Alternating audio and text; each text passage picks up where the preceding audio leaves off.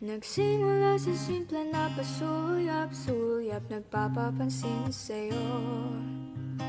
Umabot sa palitan ng mga mensahe, kilig na kilig ako.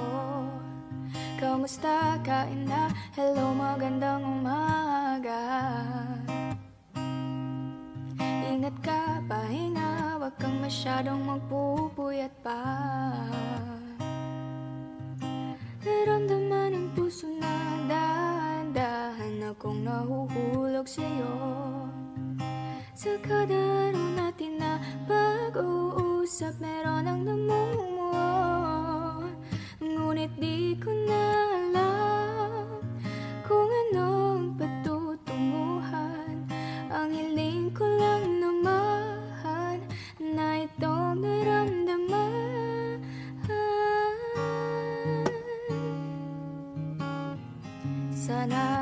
Sana naman ay mapagbigyan na at nang mapakinggan ang tibok ng puso kong sa'yo lang naramdaman ang tunay na kaligayahan.